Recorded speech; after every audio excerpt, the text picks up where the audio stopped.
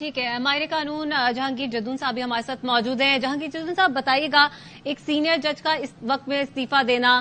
کتنا بڑا بحران ہو سکتا ہے؟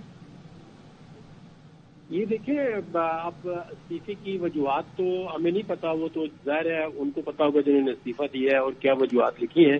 لیکن بظاہر دیکھیں آپ ان پہ پریشر جو ہے جب سے یہ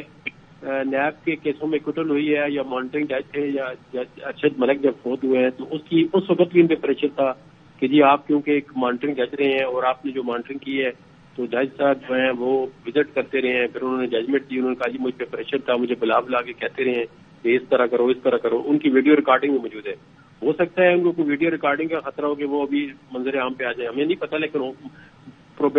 پاسبلٹی ہے کہ ہو سکتا ہے انہوں نے اس لیے دے دیا ہو یا اور کوئی ایسی ایویڈنس ہوں گے اگینسٹ کے وہ سمجھتے ہوں کہ میں اس کو نہیں فیس کر سکوں گا، بجائے کہ سپریم جوڈیشل کونسل ایک دفعہ کارروائی شروع کر دے تو آج جو سپریم جوڈیشل کونسل نے فیصلہ کیا ہے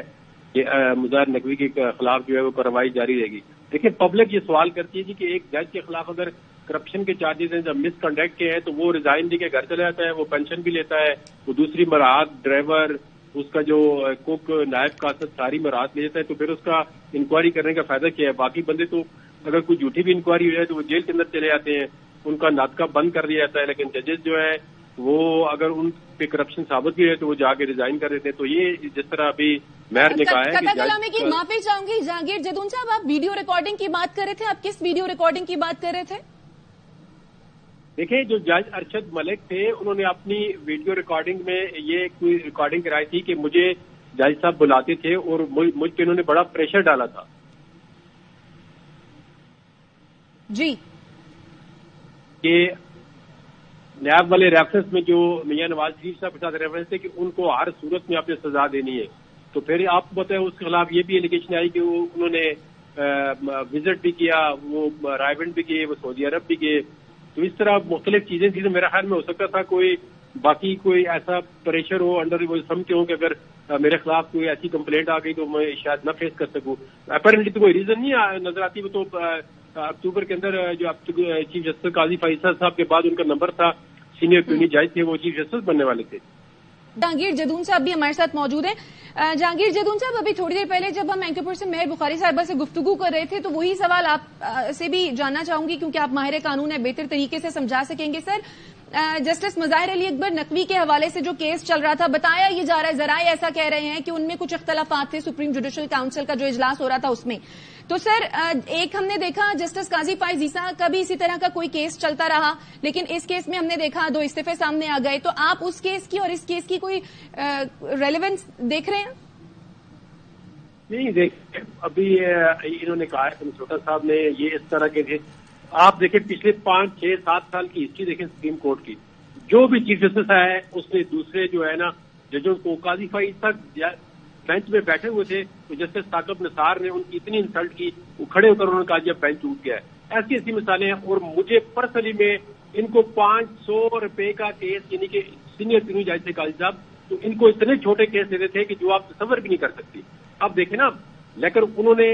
بڑی جوان مردی سے فیس کیا اپنا پورا کیس کہ یہ اپنی بیوی کو خود آرگومنٹ کیے، حتیٰ کہ اتنا ان پہ پریشر تھا کہ بعض اوقات جو ہے انسان سوچ نہیں سکتا کہ اتنا پریشر برداشت کر لیں گے۔ وہ اب جس طرح دوسرے جج ہیں،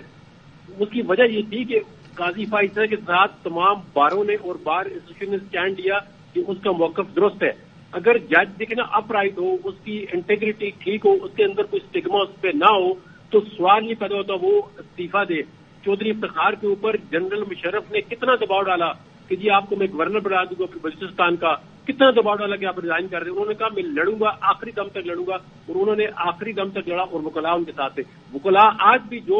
جج رول آف لا کے لیے کام کرے گا، وہ کسی سیاسی پارٹی کے لیے کام نہیں کرے گا، وہ انٹیگریٹی اس کی ٹھیک ہوگی اور اس پہ کوئی اسٹگما نہیں آئے گا، کوئی داغ نہیں آئے گا، تو تمام باریں اس کا ساتھ دیں گی۔ تو اس میں آپ دیکھیں پھر یہ ہمیشہ باروں کے سر پہ ہی جج آگے جاتے ہیں، اکیلا جج کچھ بھی نہیں کر سکتا، لیکن جج کو صرف اپنی انٹیگریٹی بتانی ہوتی ہے، اپنی ایک نیوٹرلٹی بتانی ہوتی ہے، اپنی رول آف لا کے لیے اسٹینڈ بتانا ہوتا ہے، پھر باریں اس کے ساتھ کھڑی ہو جاتی ہیں۔ قاضی فائزہ کے ساتھ باریں نہ کھڑی ہوتی تو قاضی فائزہ صاحب کو فارغ کر چکے تھے۔ یہ انہوں نے کہا یہ سوال ہی نہیں پیدا ہوتا کہ یہ سپریم کورٹ میں رہ سکے یا یہ چیف جسٹس بن سکے۔ آپ جیسے نا مظاہر نقوی کے ساتھ کون سی بار کھڑی ہوگی، اس طرح اعجاز الاحسن صاحب کے ساتھ کون سی بار کھڑی ہوگی. تو دیکھنا یہ ہے کہ جو جج رول آف لا یا انٹیگریٹی کے لیے آج دیکھیں نا، جائیں اطہر ملا صاحب کو کوئی کہتے ریزائن کرے، میں دیکھتا ہوں پاکستان کی ساری باریں اطہر ملا کے ساتھ